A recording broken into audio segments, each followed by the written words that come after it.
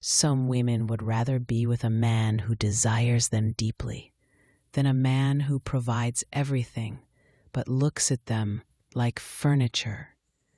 They choose passion over provision, hunger over comfort, being wanted over being maintained.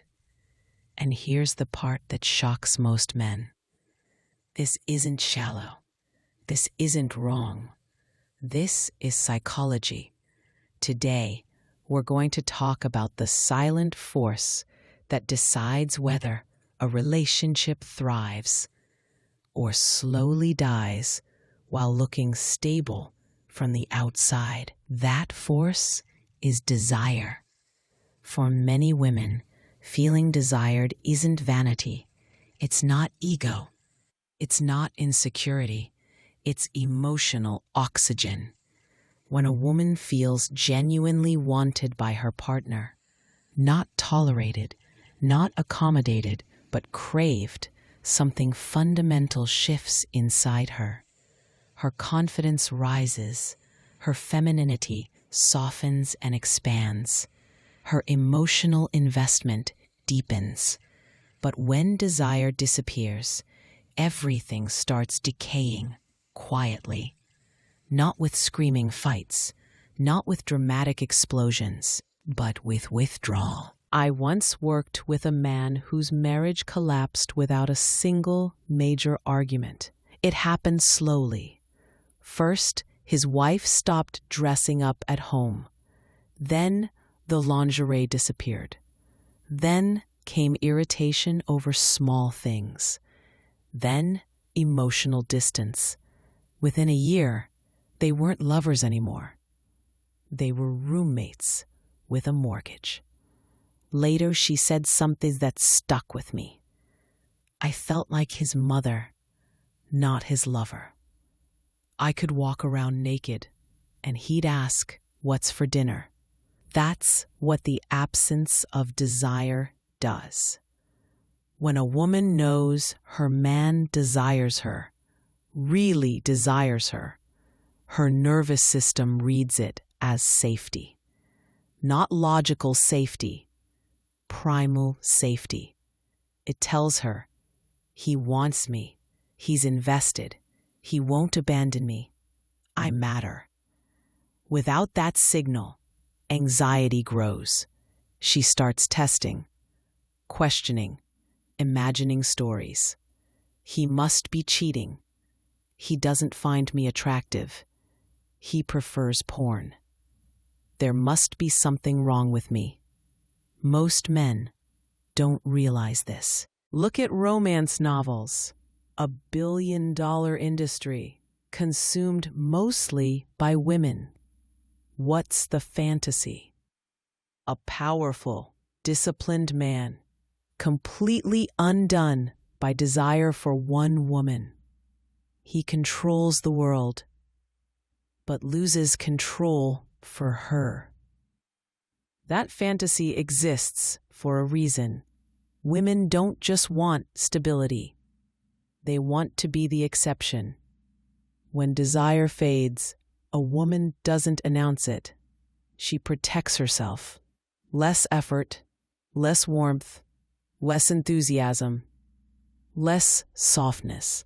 Not to punish you, but to avoid the pain of feeling unwanted. Over time, femininity itself erodes. Why be soft if softness goes unnoticed? Why be sensual if sensuality gets ignored? This is how relationships die without cheating, without money problems, without explosive drama. Comfortable neglect. A woman who feels deeply desired at home rarely strays.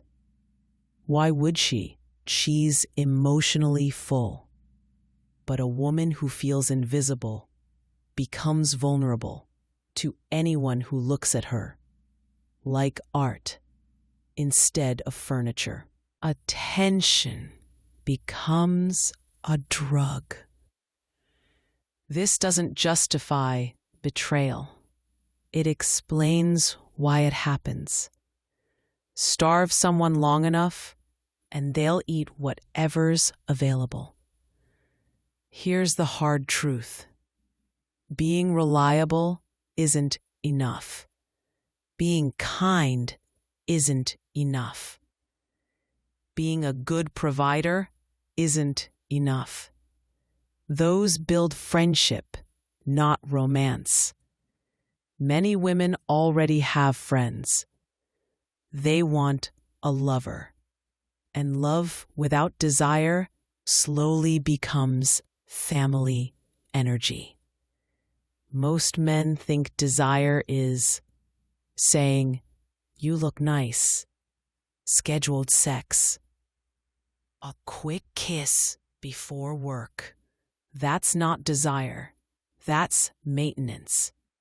Real desire looks different. Losing your train of thought when she walks by. Pulling her close for no reason. That look that says you're restraining yourself. Touch that lingers. Energy she can feel across the room. Women feel desire before they hear it. Some women need physical expression, passionate kisses, touch and eye contact. Others need verbal desire, specific compliments, being told exa. Others need effort, planning, pursuit. Most need a combination. Ignoring her language slowly starves her.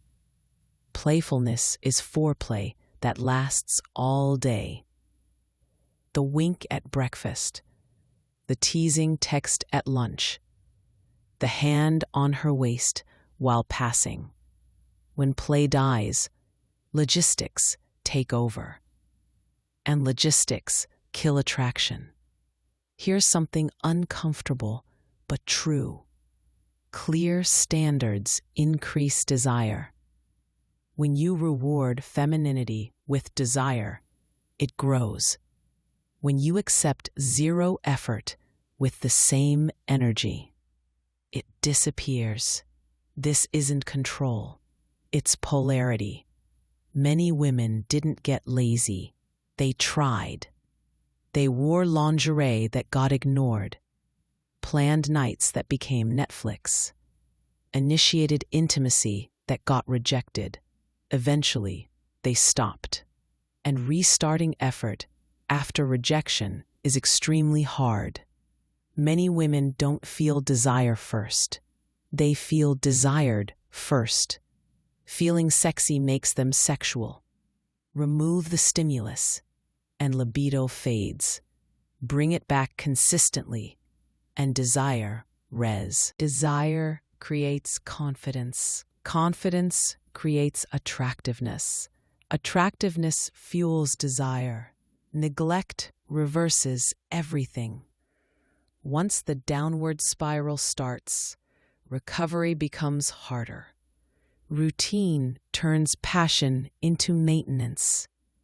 Sex becomes scheduled. Romance becomes calendar events. Attraction becomes assumption. That's not maturity, that's neglect. Restoring desire requires effort, real effort, breaking patterns, creating mystery, pursuing again, not dinner and movie autopilot, but tension and curiosity. Saying, "I'm not attracted to you," destroys. Saying, "I miss how we wanted each other," opens dialogue. Desire conversations must invite partnership, not blame. Unresolved conflict builds walls between bodies. Some women can't feel desire through resentment. Clear emotional space first, then passion follows. Your eyes tell her everything. From hunger to habit. She notices.